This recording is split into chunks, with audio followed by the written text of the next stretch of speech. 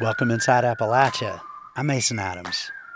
Our Common Nature is a new podcast from WNYC. It features cellist Yo-Yo Ma and producer Ana Gonzalez as they explore America and talk to folks like West Virginia coal miners. I want to actually ask you, as a stranger, I'm so overwhelmed with a sense of appreciation and gratitude for what you have done. It's important to unite all of us because you've united us once before in what you've done. So what would you like us to take away? This week, we follow Yo-Yo and his team as they venture into Appalachia. And we talk with Gonzalez about meeting people where they are. It was a challenge everywhere, and it was part of the excitement of working on this project was to get to know places through the people first. I just came in super open, and luckily that's exactly how Yo-Yo operates too. Those stories and more this week inside Appalachia. Support for this program is provided by the Thrasher Group, an architecture, engineering, and field services firm serving West Virginia clients and communities since 1983. More information at thethrashergroup.com. Support for this program is brought to you by Solar Holler, helping West Virginia homeowners manage their energy costs through solar power. Details at solarholler.com. Welcome inside Appalachia. I'm Mason Adams. We're doing something a little different this week. We're sharing a new podcast from our friends at WNYC. It's called Our Common Nature. It features cellist Yo-Yo Ma, who you probably know best from his rendition of Bach's Cello Suite No. 1 in G major.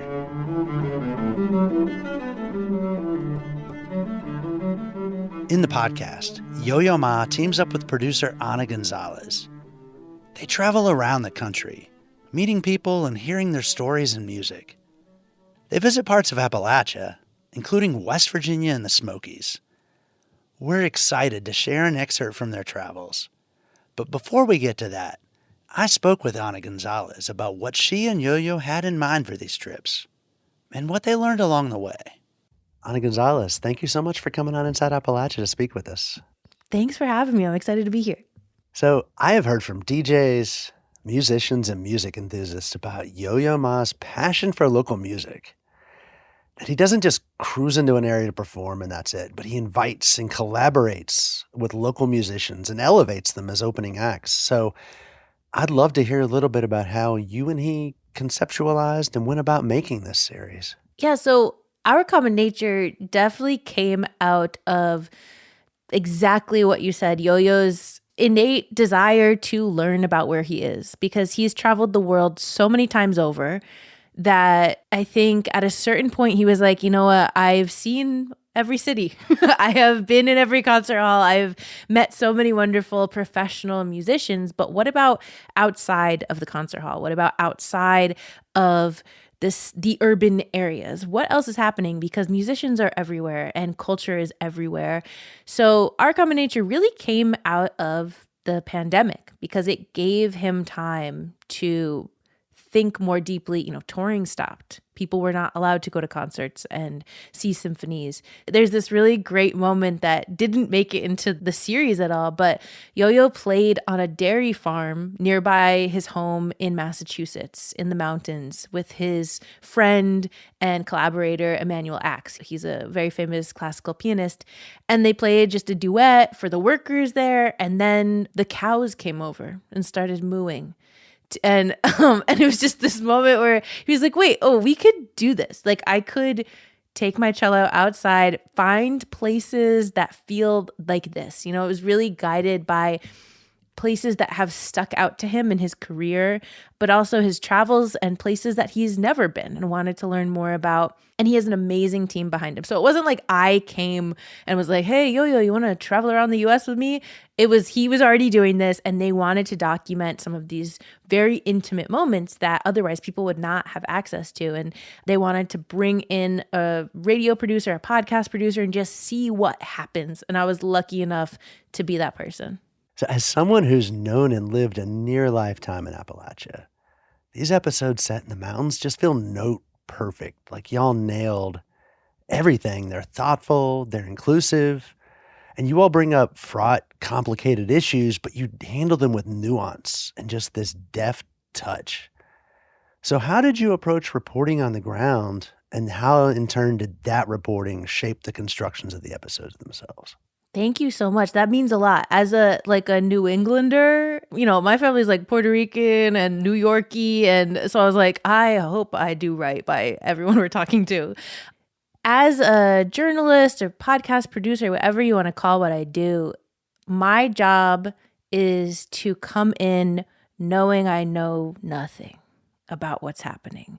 You could do some prep work, you can look stuff up, but knowing truly that I am there to learn and coming in with open eyes and being completely present with whoever is around me, also the landscapes that are around me. Because even if you grew up somewhere, you can't grow up everywhere, right? So going into all of these different places we go throughout the series, it's Appalachia, but it's also Hawaii and Alaska and the coast of Maine. And these are places that one person cannot grow up in all these places very deeply. So it was a challenge everywhere. And it was part of the excitement of working on this project, was to get to know places through the people first. And so I just came in super open, and luckily that's exactly how Yo-Yo operates too. He says in the series, he's a human being first, a musician second, and a cellist third. And we come in, both him with his cello and me with my microphone, and not saying what we do is similar at all in the the prestige of it, but certainly in the approach of I am a newcomer, I'm a stranger, I know what I know, but I don't know what you know. What do you know? And just seeing what happens. And so that is how we approached going to these places. And then when it came back and it came time to actually write these episodes, it's the team that we assembled. It's not just me, it's not just Yo-Yo. There's amazing producers. We have cultural consultants that we brought in from different places. And there's a whole slew of people who listen to drafts, give input, have different perspectives. And that to me is where the hardest part of every series is, but also the most important part, because they fill in whatever blind spots I have, my producer has, my editor has. We all work together to create something that feels true to the experience and to the people that we were fortunate enough to talk to. Let's listen to some of this episode from the Smokies from Our Common Nature.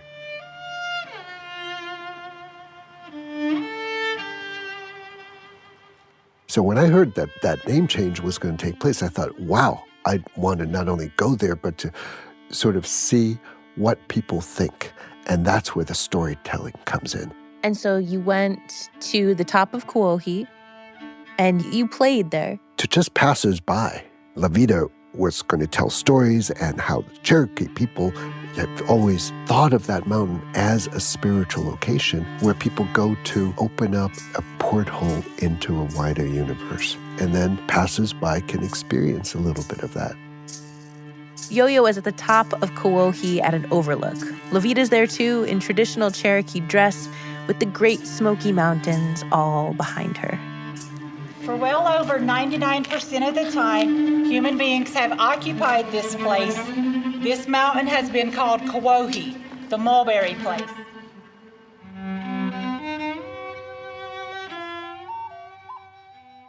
As someone who has immersed yourself in the making of the series, what have you learned? And I mean that in the broad way. I'm especially interested in what you learned about Appalachia, but also what have you learned about the country? What have you learned about yourself by making Our Common Nature? This whole series was at a very crucial time in my life where I turned 30 during the series. I now 32. It was a substantial chunk of my life in growing up and finding myself a little bit more. It was a spiritual journey. We call it a musical journey, but more than anything, it was a spiritual journey. So the first thing that I learned was how big this country really is. I mean, I'd done some traveling. I've taken flights, right? But the places we're going are places you cannot fly to. You have to fly to a place, then fly to another place, and then take a car, and then sometimes take a boat, and sometimes take a train. So that was just very eye-opening. Big in land, but big in experience and cultures. And accents and belief systems. I think a lot of times what we see in mainstream media is the American identity, American religion, American politics, and that is just simply not how it plays out in most people's daily lives. In Appalachia, I was able to go to many places throughout Appalachia that identify as Appalachian. We were throughout West Virginia. We were in North Carolina. We were in Tennessee, even parts of Kentucky. Like, these are places that have similar roots and similar identities within the umbrella of Appalachia. And that is something I was just not familiar with at all. Again, I grew up in New England. My mom's from Long Island and my dad's from Puerto Rico. So like, I didn't know about these histories. And just the similarities between my experience and an Appalachian experience. I remember going to West Virginia and just being like, is it really hot here? Just like dumb questions like that. And they're like, I mean, in the summers, but then it gets real cold in the winters up in the mountain. And I was like, oh, it's the same. Just like silly things like that, but then more deep things. Like talking with Crystal Good. She runs Black by God, the West Virginian. It's a local Black newspaper.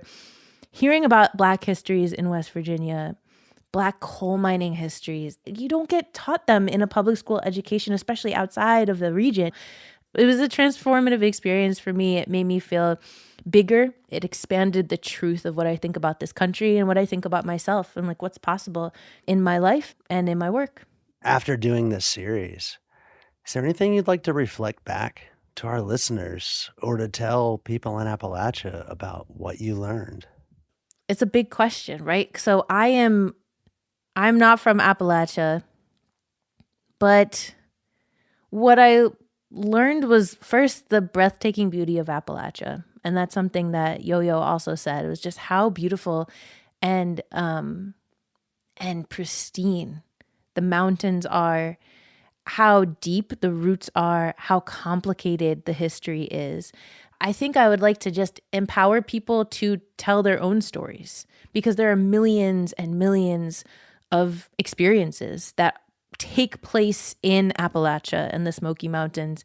I want to hear more from people who have these nuanced Appalachian, Great Smoky Mountains, West Virginia, North Carolina, Tennessee experiences. I think the culture there needs to be preserved, as I'm sure your listeners know. And it can start small. Like, I would love more oral histories to be recorded. I would love more regional dialects and turns of phrase and at-length interviews with elders who might not have the most time in the world to preserve their stories. So that's what I would love to hear more from. That's the spice of life for me, is the differences in experience and what feels true, what feels lovely, what feels like home. Those are the stories that I think we as Americans, but also just human beings, need to hear more of right now. I love that. I love hearing that. Do you have any stories about something that maybe didn't make the final cut, but that stuck with you as a human being? I mean, there's so many moments I didn't talk about, like eating Cherokee food in sacred Cherokee sites made by elders, things I couldn't record because I wasn't allowed to, learning about so many spiritual practices that exist in the mountains from different people. But there was this one moment that really encapsulates like why this whole series feels so important to put out. My first trip of this whole experience was to West Virginia. It was in the fall of 2022, more than 3 years ago at this point. We went whitewater rafting with a random assortment of people, river guides and park rangers from New River Gorge National Park, Crystal Good, Dom Flemons, these poets and musicians, and then a whole group of middle schoolers from a youth program called Step by Step. And they were hilarious. I was laughing the entire time. They were a lot. They were rowdy. Middle schoolers are notorious for being this way, right? We had dinner afterwards. We sang songs. We danced. It was kind of cold, so we were super tired by the end of the day. And this kid who had been like the biggest loudmouth the whole time, kind of unruly, but in a great class clown kind of way, he had this moment where he went up to Yo-Yo and he said, "Yo-Yo, man, how do you get so good at playing the cello?" And I wasn't rolling. It was like 9 p.m. We're exhausted. And Yo-Yo leaned over and walked out with this kid and told him, he was like, "It's not just me. It's anyone can get good at anything if you just practice at it and you want to do it, you can get as good as you want to get. And the little kid, and they walked out arm in arm together. And I was like, this is the sweetest, most genuine moment. And this is what the series has to feel like, is you get this inside perspective on somebody that a lot of people know about, and then a kid who has a lot of character that is just starting out in the world. Like, it's bringing moments like that to greater audiences that really kept me motivated through the process of making the series. Ana Gonzalez, thank you so much for coming on Inside Appalachia today. Thank you so much for having me. That was Ana Gonzalez, producer of Our Common Nature. Coming up, we follow Ana and Yo-Yo as they journey into Appalachia. That's after the break. You're Inside Appalachia. I'm Mason Adams.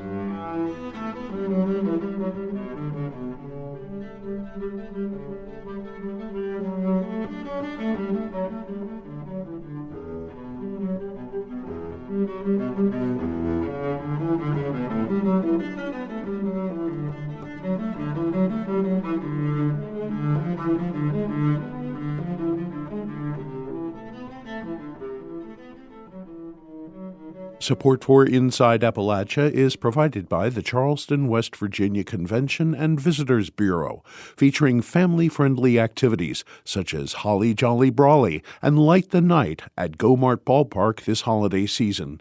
Details at charlestonwv.com.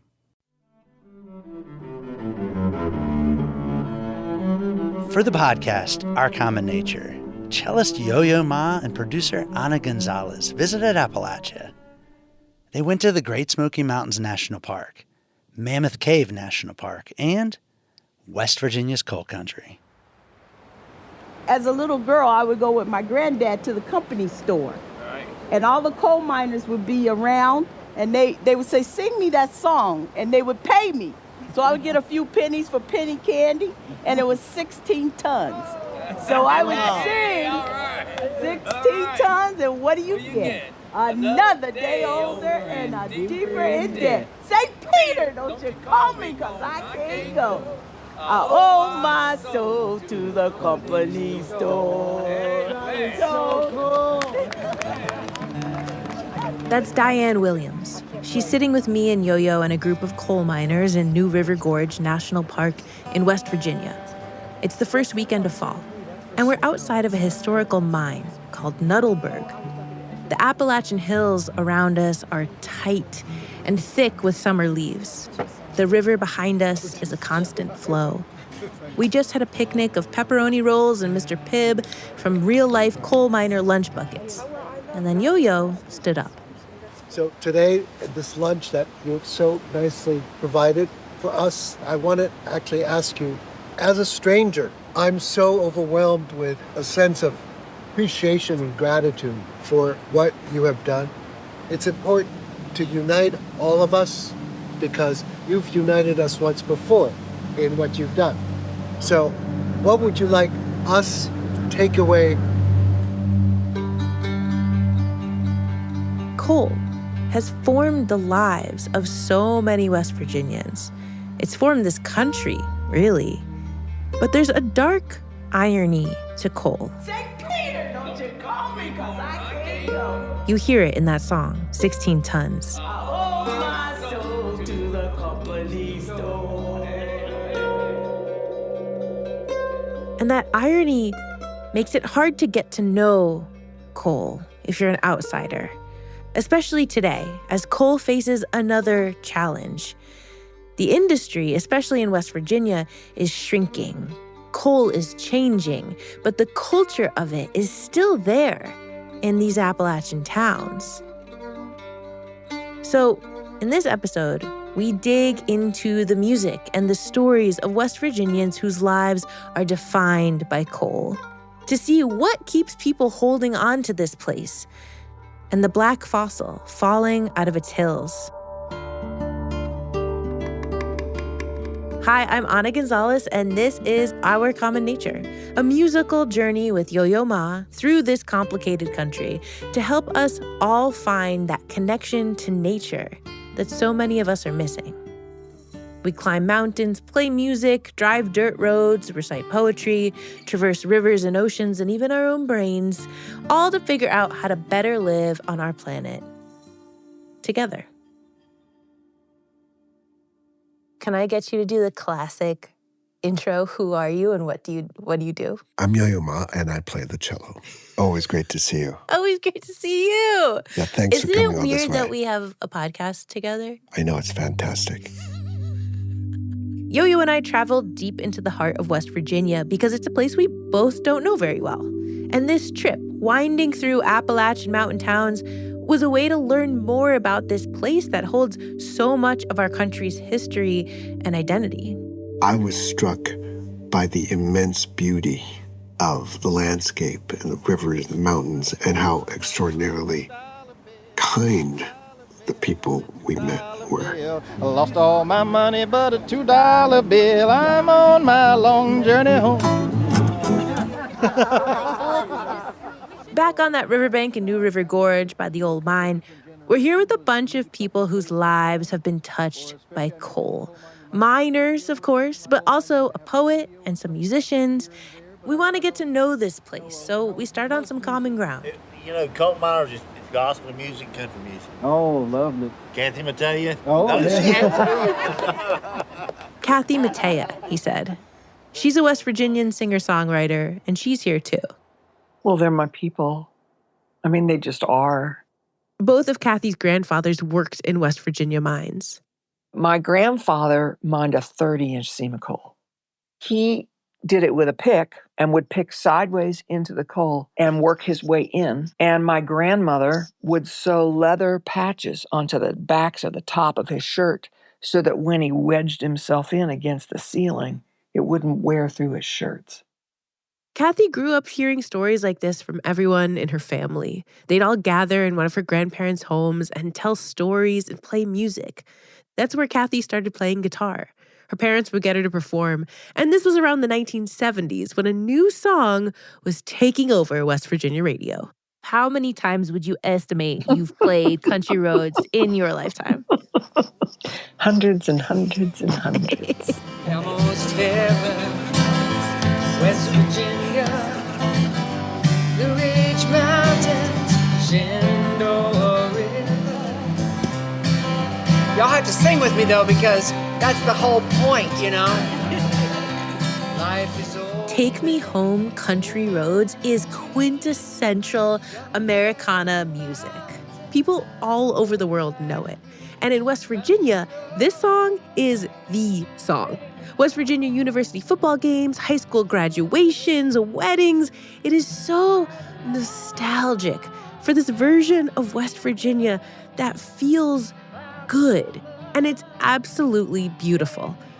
But it's not really true. Because all the specific locations they mention are in Virginia. Blue Ridge Mountains, Shenandoah River, those are Virginia landmarks. And while the mountains and the river both technically travel into West Virginia, it's the most eastern side, and the song is just clearly not written for West Virginia. Kathy said that the songwriters had never even been to West Virginia when they wrote the lyrics. They were singer-songwriters in Washington, D.C., who started naming pretty landmarks in that general area. One of them was even thinking about his home in Massachusetts, but they decided to use West Virginia because it sounded really nice. The people who wrote it didn't know. But, where else are you going to find a song that's coming out of all the dashboards of all the radios and all the cars in the country that screams, West Virginia, Mountain Mama, take me home? Start the tag. Take me home, down country road.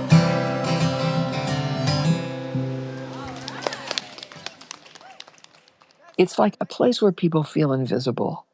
And so to have that celebratory song that's proclaiming our existence and that yearning to be there is profound for people who are from there. And we might be on completely different sides of the political spectrum and the social spectrum and all those things, but we can sing Country Roads together. So this song that the whole world thinks of as representing West Virginia actually doesn't, at least not like literally. And as we sit along the riverbank, a coal miner named Dorsal brings up another musician that he thinks represents West Virginia. Bill Withers, he's from here. Bill Withers, like, ain't no sunshine when she's gone. Just the two of us. Bill Withers, he grew up in a coal mining town in West Virginia. Yeah. Slab Yeah. Lean on me. Yeah. He told me, but he wrote Lean on Me about living in the coal camp. You just call a lonely brother when you need a hand. Kathy met Bill one time, and he told her that this song about people leaning on each other, supporting each other, was written about coal miners. And nobody cared what color anybody was. That's why it was underground and all these. Yeah, he said that's it. Nobody cared. It just wasn't a thing. In the community, everybody just helped each other. That's right. So you always look out for each other. As long as you're on that same crew, everybody's the same crew. And you would always look out. Black men, and they worked just as hard as the white men. And as long as everybody did their job, everybody got along really good. So they're saying that Lean on Me is about the ways miners supported each other, no matter their race. And I'd love to believe that life actually played out like that. But in the crowd, there are two Black women. Diane, who spoke at the top of the show and sang 16 Tons, and her mom, Zora. I'm Zora. Yeah. I worked underground 20 years. It's hard to hear Zora because she spent decades in the mines and now her lungs are damaged. So her daughter, Diane, who's sitting right next to her and holding her hand, she speaks up. This is my mother, Zora. She worked in the coal mines down at Maple Meadows for 20 plus years until it closed. She told us as we were growing up about the young men that she worked with. But she always had a story to tell about how the men would pick at her and would make her do their work. If she cleaned her belts, they would always leave some more for her to do. And how she used to threaten to beat their you-know-whats when she got them outside. Okay, that's a little different from Kathy Matea's read on Lean on Me. And it turns out that Zora and Diane come from a big mining family. Talk about history. So my granddad was a coal miner, my uncle was a coal miner, my mom. I still have a brother, Christopher Saunders, that's still working in the coal mines. If I want to get to know this place a little bit more, I have to meet Chris. I mean, in coal mining, we always say everybody's gonna be Black at the end of the day. And when you underground, you put all that aside. If you have any prejudice in you, all that, because you gotta work together, you gotta work safe. Now, when they come back up, it might be a different story. We met up at a local history museum in West Virginia. It focuses on coal mining, and there was an exhibit dedicated to his mom, Zora. Yeah, here. There she is. And this is one of the pictures. This was the crew that she worked with at the end on And the that's belt. her. Yeah. Whoa. That's her. There's this great photo of Zora in a hard hat and aviator sunglasses leaning up against a chain link fence. And she has the face of a woman who's put up with a lot of shit. And it's so true because there's still a stigma about women being in the coal mines. I can imagine. So, plus she was a Black woman. Yeah. So that stigma was there. Chris told me his mom came to coal mining as a single mom of 4. She had moved down from New York City to take care of her aging parents, and her dad actually was a coal miner. For Zora, working in the mines was a livable wage. It would pay for the house, the kids, the parents. But the other miners let her know that a woman, and a Black woman at that, wasn't part of the boys' club. My mom's a hard worker. She said, I'm going to prove to you I can outwork you, I can outthink you. I'm going to treat you with love and kindness regardless of what you say or do to me. She said, sometimes you just got to let it roll off your back and keep on doing what you got to do. She had a guy that was always wanted to tell her the N-word jokes. She said, oh, baby, I ain't got time for that. I tell you what you do. Write them out for me and let me read them.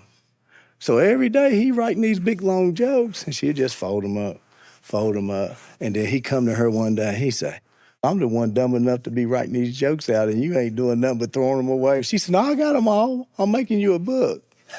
Like that. And buddy, he just laughed. He said, Mom, I'm sorry, And that's just the way she was. She said, now he gonna set up and waste his time writing these jokes out every day, and I'll let him do it. That's my mom, y'all. I mean, that's just her. And this was just one of the stories Chris had about his mom warding off bullies. They'd steal her lunch. She baked brownies and put X-Lax in them. And so she knew exactly who was getting in her lunch bucket, or her bucket, that's what they call it. Some days, she didn't have a good comeback or the energy to bake brownies. Some days, she was tired. She would always say, I done the best I could for y'all. I said, I know that, Mom, you know. And she would apologize for not being there a lot. So, but I had a great mom. Yeah. Still do. And I'm a big softie. Me too. Dude, yes, but yeah, she's and she taught us how to love people. The sentiment behind Lean On Me was probably not true for Zora. But it is for Chris. He's committed to the job and his coworkers through thick and thin. You know, the money was good to be in Appalachian, to go to high school and get out and can make $100,000 right out the gate. 18 years old. I'm just telling you, that's the type of money they paying you and give you health insurance for everybody in the family. And I look at it like this, I chose to do this. But if I got to be on oxygen again, I don't want it. Yeah. Do you think about that with your mom? Yeah. Zora's condition has worsened since I saw her along the banks of the river, and now she can't speak without oxygen. Chris is worried about her, but that's not the only thing he's worried about. We have what I call, I'm going to keep it right, kiss my butt curves. Like you're going to go around and then you go. So we get ready to go through a few of them down this way. If you look at a map of Route 3 heading west from Beckley, West Virginia, it looks like a squiggle. It follows every twist and turn of the Coal River. Through Eccles, Glen Daniel, Rock Creek, and Dry Creek, my producer Alan is swerving in the rental car with Chris Saunders as a passenger, and I'm in the back seat trying not to get carsick. I see a lot of Trump. Yeah, all of us. We love Trump. Yeah. Everybody here. Is that because of Cole? That, and now he's an outlaw, so it don't got worse. Like, how much of the population is related to coal?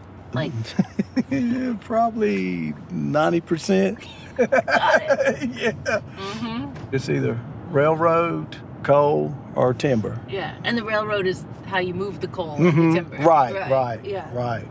Is this weird for you to be in a car with people ask you all these questions? Yeah, but it's all right.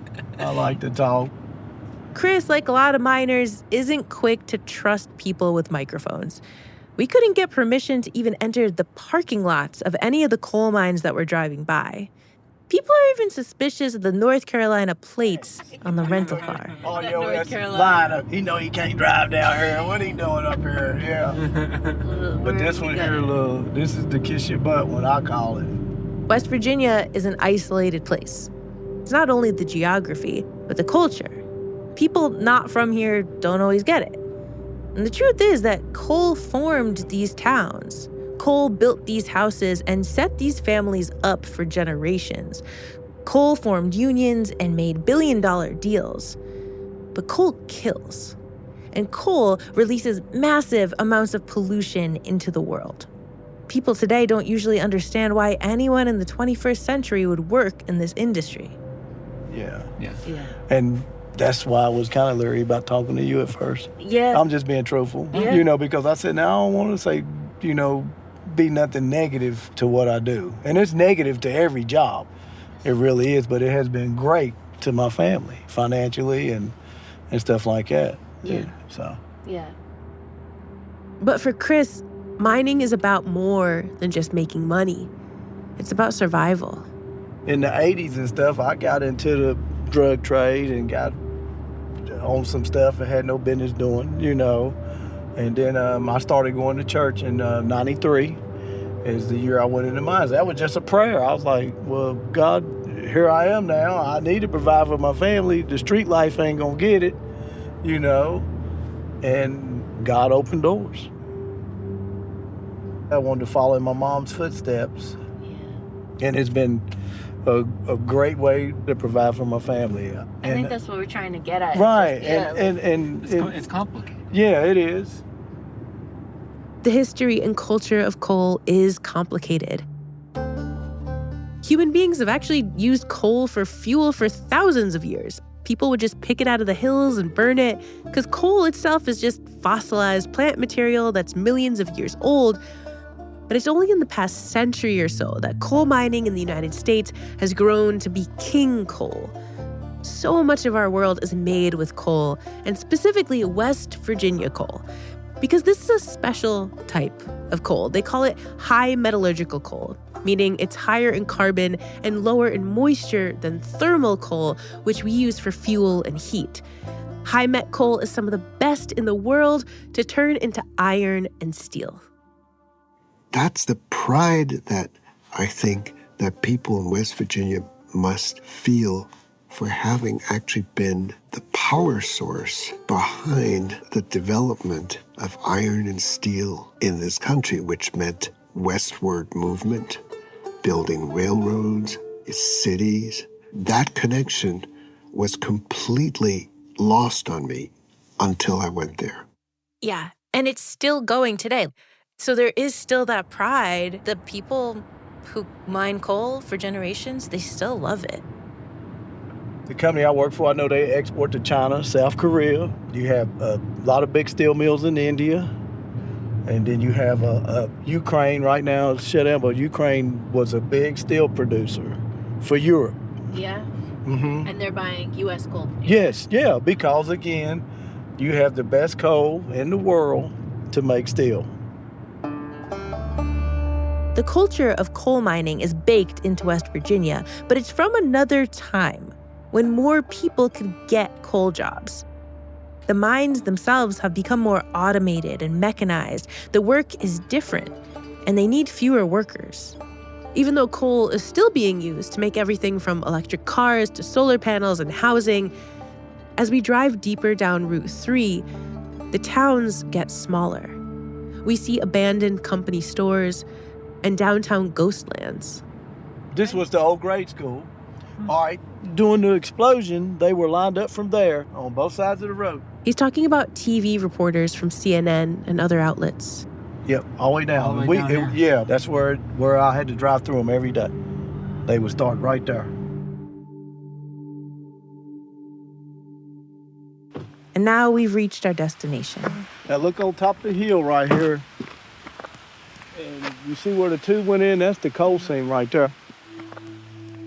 We pull off the road and park on the gravel beneath a long metal tube connecting one mountain to another. It's the conveyor belt that transported coal between mining operations.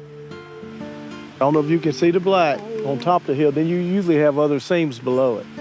But that's the eagle seam that we mined. And Seams are layers in the earth where the coal is. It's where the mines are set up to extract the coal. And until I saw this, I didn't really understand how modern coal mining worked. I thought it was still like Kathy's grandfathers described, 30 inches tall and picked out with hand tools. But this mine, the Upper Big Branch mine, is a colossal compound in the hills. Upper Big Branch used to be one of West Virginia's largest coal producers. It was owned by Massey Energy, a huge name in coal for decades. And even as there were more safety regulations placed on mining, Massey was consistently cited and fined for not following them. The heavy machinery used today to dig into coal seams brings up more and more coal dust, which, suspended in air, is explosive. In a perfect world, coal dust is blown out of the mines with giant ventilation systems. But nothing is perfect. On April 5th, 2010, a little after 3 p.m., one of the teams at Upper Big Branch burrowed into a pocket of methane gas that exploded and ignited the unventilated coal dust. I was underground. I was a section boss that evening. And it was just a crazy evening outside. You could see this storm coming in. And we was doing our safety meeting about the time the explosion hit. I heard Everett telling Leon, it's bad. I said, Leon, what's going on? He said, been an explosion. He said 32 people could be dead or trapped. He said, don't say nothing yet. I don't want to cause panic. But the news got out. And see, they actually suffocated. Everything pulls out of the air, and they was all like packed in there, like instantly you done dropped down to 15, 16% oxygen. These are friends of yours? Yeah. Yeah, I lost a lot of friends. Yeah. Knew every one of them. I'm sorry about that. Yeah, 29 people that day. Chris has led us to a makeshift monument. 29 hard hats sit on 29 crosses. Family and friends have placed Christmas trees and lunch pails, necklaces, bottles of liquor, next to the names of their loved ones killed in the explosion. I actually worked with Joel, Robert Clark, Steve Hara, we called him Head, Maynard, Willingham, Persinger, and Spanky. Me and Spanky was close. Only 2 people lived, Mousy, but his mind went, I guess, the lack of oxygen. Then another boy named Bennett, he doing fine. He was younger. Like losing this many people, was that fear ever there when you went into it? Yeah. Oh, yeah. After this, yeah. Yeah. But Yeah. before this, did you ever think this was possible? No, you don't. I don't know. You, like I say, you get complacent. You never think about no disasters like this. The Upper Big Branch explosion was the worst mine disaster in the United States in 40 years. In its aftermath, the families of the miners who died were thrust into the headlines of national news cycles. Meanwhile, they had 29 funerals to plan and attend, and 29 families had to face a new reality and begin rebuilding their lives. The surviving miners, like Chris, had to show up for work the very next day. Why didn't we just take at least a day? Yeah. For respect. At that time, as far as, I guess, in the corporate mind, well, we don't want to admit that we done nothing wrong. Yeah. Buddy, you already in this now. You might as well just shut down, regroup. Yeah. 29 people dead, regardless. Who wrong? Let's show some type of respect. And that always bothered me. It still bothers me, because if I was a CEO of a company, that's what we'd have done. Regardless of who wrong, who right, what happened, we gonna hash that out later. These people that lost friends, family, regardless, let's show some kind of compassion. Chris never speaks too harshly about his employer. He's careful to toe the line. His life, his livelihood, his identity as a coal miner would all be at risk. But Crystal Good can speak up. The poem came, but it came, what you know about black diamonds, black diamonds, black diamonds. Hey, hey, hey, hey, for like 2 years. What you know about black diamonds, black diamonds. So I just walk around the house singing just that, right? Black diamonds, black diamonds, black diamonds. Crystal is a writer, an activist, and a West Virginian who watched the news of Upper Big Branch as it played out on TV. Black diamonds form on days like April 5th, 2010, the day that started just like all the other days just like all the days, the hundreds of days that the earth fell in on miners, trapping them underground with nothing but their prayers. This time on April 5th, 2010, 29 men died in what they call a mine disaster.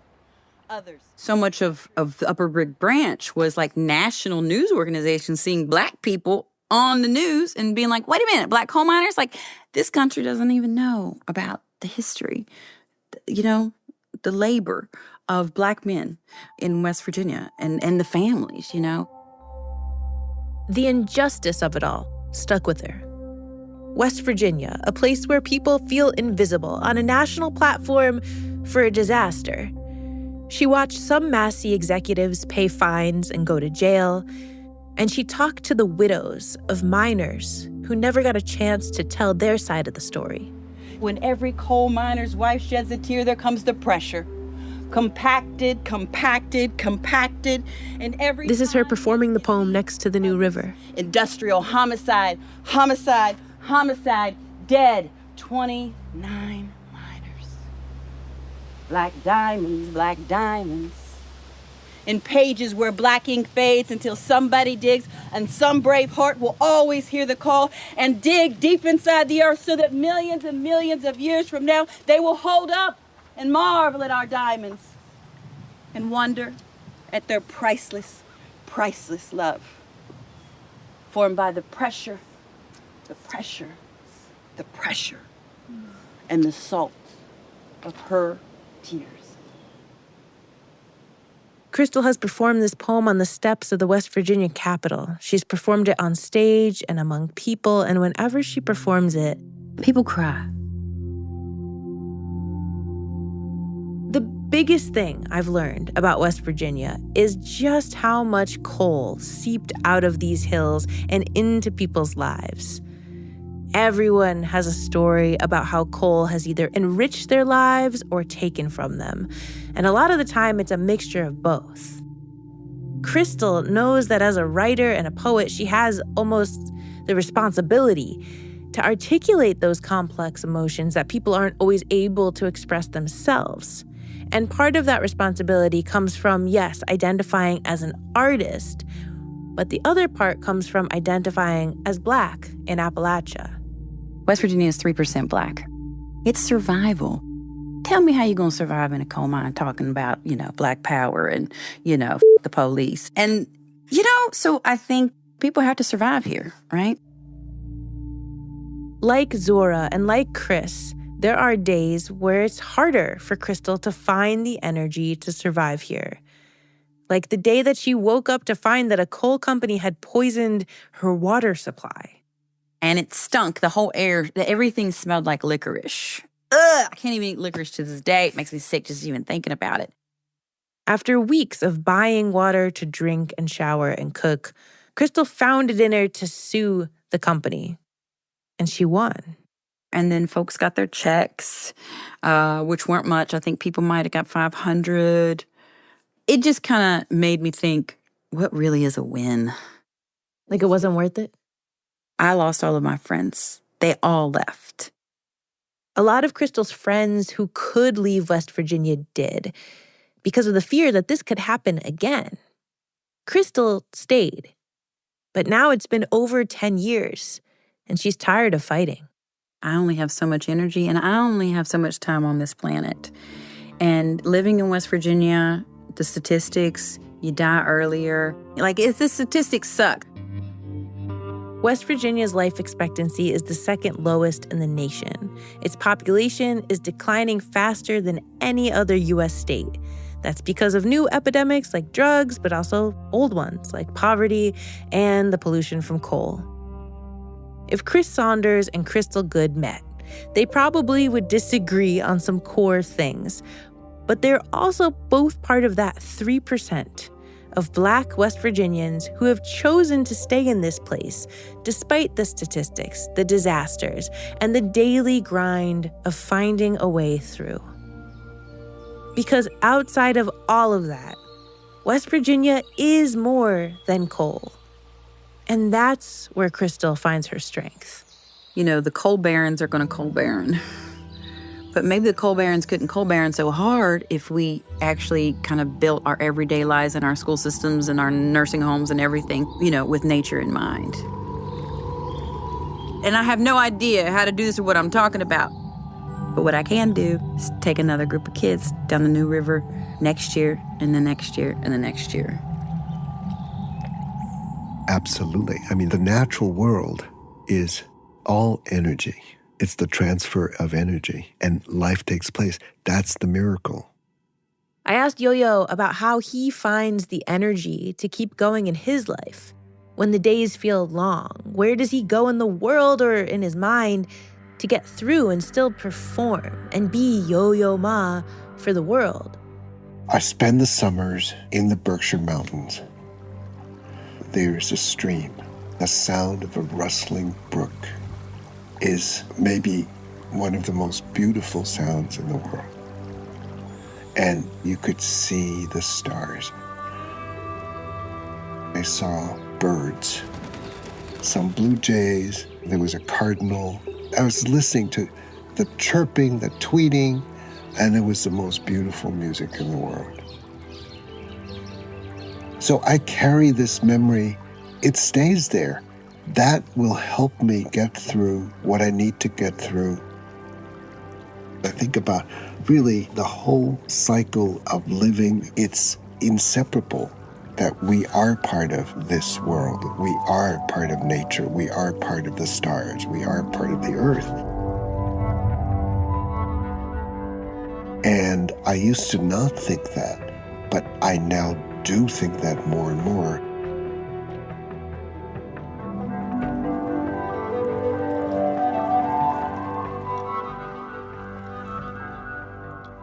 That's an excerpt from the podcast Our Common Nature from WNYC.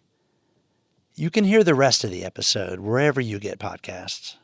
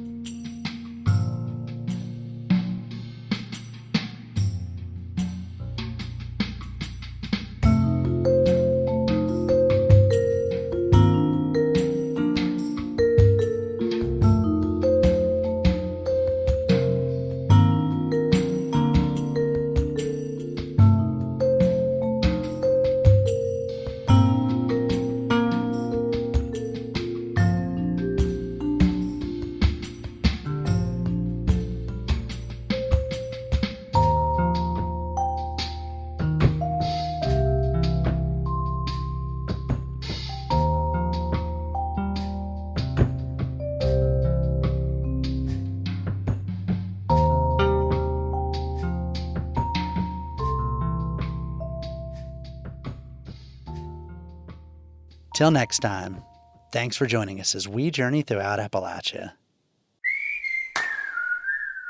Our theme music is by Matt Jackford. Other music this week was provided by Yo-Yo Ma and Blue Dot Sessions. Special thanks this week to WNYC for sharing their podcast with us. Bill Lynch is our producer.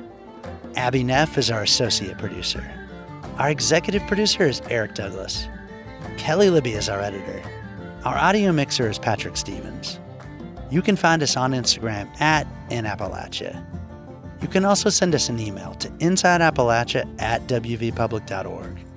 Visit wvpublic.org/insideappalachia to subscribe to our newsletter and stream all of our stories. Or look for Inside Appalachia on your favorite podcast app. Inside Appalachia is a production of West Virginia Public Broadcasting.